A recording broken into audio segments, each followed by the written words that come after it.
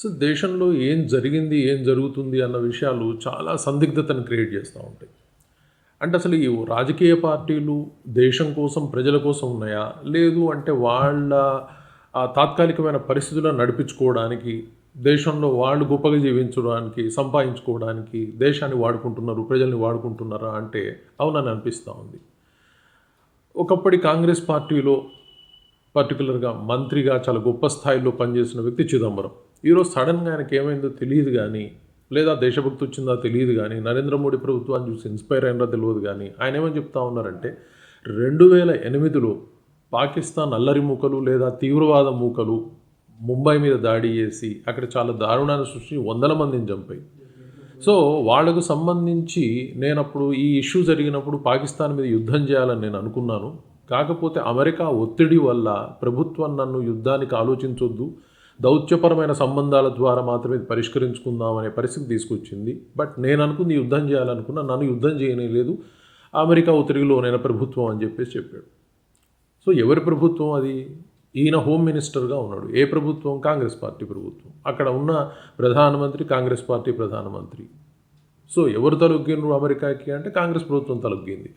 అంటే దేశానికి సంబంధించిన భద్రత కంటే కూడా ఇక్కడ ముఖ్యమైన అంశం ఏమైంది అంటే అమెరికాతో రాజకీయాలు నేర్పడం, అమెరికాకు భయపడటమా లేదా అక్కడి నుంచి వచ్చే బెనిఫిట్స్ వలన ఏం జరిగింది అనేది అర్థం కాదు.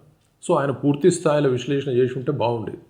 లేదా యుద్ధం వల్ల అమెరికా లాంటి దేశాలు ఏం చెప్తాయంటే వాళ్ళు ఎవరి మీదైనా యుద్ధం చేయొచ్చు, వాళ్ళ మీద ఎవరి మీదైనా ఆంక్షలు పెట్టొచ్చు, కానీ వేరే దేశాలు యుద్ధం చేస్తే ప్రపంచానికి నష్టం, వేరే దేశాలు ఏదన్నా గొడవ చేస్తే ప్రపంచానికి నష్టం. అమెరికా చేస్తే నష్టం ఉండదు. అమెరికా చేసే దిక్కుమాల పనులకి ఎవరు అడ్డు ఉండదు. కానీ ఏ దేశం చిన్న యుద్ధం చేయాలన్నా, ఏ దేశానికి అన్యాయం జరిగినా, మాట్లాడినా మీరు ఇది చేయొద్దు, అది చేయొద్దు అని చెప్పేసి ఉచిత సలహాలు చాలా ఇస్తూ ఉంటుంది. మరి ఈ ఉచిత సలహాలు అమెరికా ఇచ్చినప్పుడు కాంగ్రెస్ పార్టీ అప్పుడున్న ప్రధానమంత్రి కావచ్చు, ఆ పార్టీ అధినేతలు కావచ్చు, అంటే సోనియా గాంధీ కావచ్చు, వీళ్ళు ఎందుకు తలొగ్గినరు? అది ఎందుకంటే చాలా దారుణమైనటువంటి మారణకాండం ముంబైలో జరిగింది. అలాంటి దారుణ మారణకాండంని డెఫినెట్గా జరిగినప్పుడు ఖచ్చితంగా యుద్ధం చేయాల్సిన అవసరం ఉంది. ఒకవేళ ఆ రోజు యుద్ధం చేసి ఉంటే ఈరోజు భారతదేశంలో పెహల్గాం లాంటి సంఘటనలు జరగకపోయి ఉండేవి కదా. అంటే ఆ రోజు చూసి చూడనట్టుగా బాధ్యతారాహిత్యంగా అప్పటి ప్రభుత్వం ఉండడం, అమెరికాకు తలొగ్గటం, వీటి వల్ల ఏమైపోయిందంటే ఆ మాటగా 2008 నుంచి మొదలు పెడితే ఈ రోజు కూడా ఈ టెర్రరిస్టు మూకలు, పాకిస్తాన్ అకృత్యాలు భారతదేశం మీద జరుగుతూ ఉన్నాయి. దీనికి కారణం మరి ఏ ప్రభుత్వం అని వాళ్ళు చెప్పుకోదలుచుకున్నారు?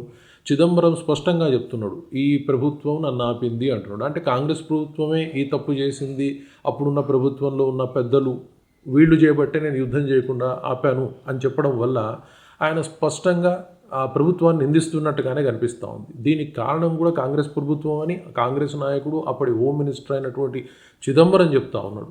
సో ఉన్నాడా ఓవరాల్గా ఇది కాంగ్రెస్ పార్టీని ముంచే రకమైనటువంటి అభిప్రాయ ప్రకటనగానే భావించాల్సి వస్తుంది. మరి కాంగ్రెస్ పార్టీకి ఏం జరగబోతుంది భవిష్యత్తులో, అసలు నామరూపా లేకుండా వాళ్ళ పార్టీ నాయకులు ఏం చేస్తారా అనేది చూడాల్సిన అవసరం ఉంది.